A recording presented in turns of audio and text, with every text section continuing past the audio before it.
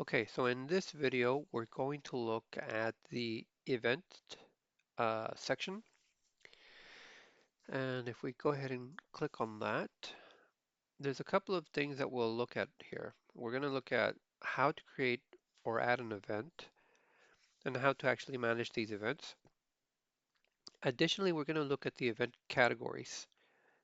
There is a reorder option here to reorder events, but we'll focus primarily on the events and on the event categories. Now, if you've been watching the other videos, you'll see the pattern for creating pages and posts is pretty much identical to it's pretty much the identical process in the events as well. So when we want to create an event, all we have to do is click on Add New, and that will allow us to add a new event. And we'll have a similar approach for some of the other categories, such as sermons, testimonials, pastor. Those other, I'll briefly go over those in the next video, but these will all follow the same process. Now, before I add an event to to demonstrate how we do that, we're going to look at the event categories first. Now, in the event categories, this is similar to the categories that we looked at in the post section. At the moment, we have some categories already listed. So we have a general events category. We have a home page, which is not really an event, but this one, as you can see, if we look over to the right, has 3 items in it. We also have regular events with 2 items in it, and we have special events, has 8 items, as well as the regular events. They have 8 items here. And then we have a Sunday service as a category as well. Uh, if we need to add more events, we can do that here. If we want to reduce the number of events, we can edit these and or delete the events from here as well.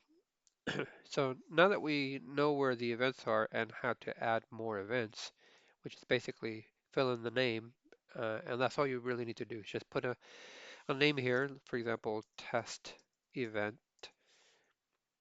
You can add a description if you want.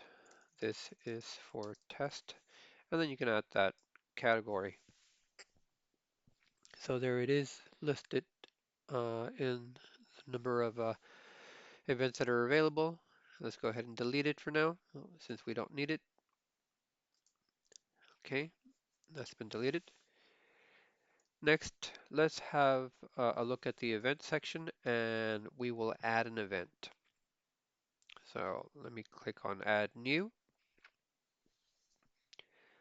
And on this screen, just like a post or a page, we'll give this event a title, for example, test event. And then here you can give it a description. Something is coming soon. Like a page or a post, you can edit this in any way that you want, and you can add media as well to this. So if you wanted to add a picture, you can do that. Once that's been done, the next step before you publish the event is selecting the event category. Now, the reason this is important is because the categories are currently configured on the website to show up on different parts of the website. For example, on the home page, there are no events at the moment because they've already happened. But if we wanted to add an event to show up on the home page, we could then select event or special event, either one of these, and then we can add that to the, and we can publish it, and then that will actually display on the website. Now, before you hit publish, we need to actually set the calendar for the event. Let's see, where is that? And okay. Oh yeah, here we go. So you have a start date and time and an end date and time. There are other bits that can be added in here. For example, if there's a Google map that can be added, that can be put in there. There is an address box. If there is a cost for this event, that can be added.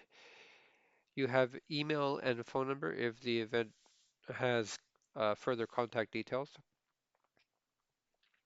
You can add a thumbnail for this event and a header title and a page header. So what are we going to do here? Let's go ahead and add just a sample here. Sample title.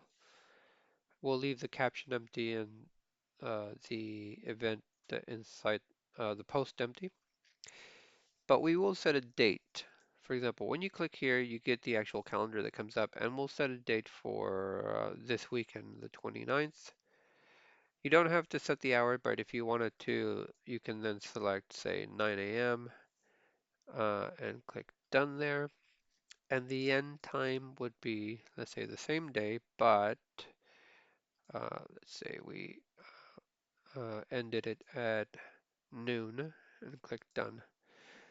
So now you have a start time and an end time, and we'll leave the rest empty for now, but this information can be put into the fields. We've selected events and then we click publish. Now that the event has been published, let's see if it displays it anywhere. So if we refresh the home page, scroll down, see if the events have been, nope, there's no event here, but let's edit the home page and have a look and see if, edit page here, if the events are selected. So let's get back to the section where the events would occur. So here we have the upcoming event section, and if I click on the pencil here to edit, you'll see at the moment event category is selected as special events. So I'll go ahead and change that to events, the events category instead of special events, and click on done. Now I'll update the page, and let's have a look at the home page again now. So if I click on view page, here we are at the home page.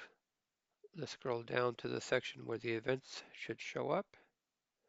And there it is. We have an upcoming event, and it gives you a timer, 1 day, 12 hours, when the event will occur. Now, where else will these events, will events actually show up? If we go up to the navigation and we look at Get Involved, there is a section called Special Events. And if we click on that one, we get this Special Events page. Now, this page is meant to display special events, but let's go ahead and edit this page for now. And on this page, if we scroll down to the section where you have events, let's click on Edit That. And we are going to change the category here to Events. Let's click on Done for now, and let's save that or update it. Now, if we look at the event page and refresh there, here we have the event showing up as a post. You can click and view that, and there it is. Something. Well, this is the name of the event, test event. Something's coming, and the date and time when this will happen. So this is how you add events to the website. How you can add them on any of the pages actually. So at the moment we have the special events and we have the home page that displays events. And if you wanted to add this on another page, we can update that at the events um, layout component and select a category, and that will display events on that particular page. Okay, that concludes this video, and we'll move on in the next video for the next lesson.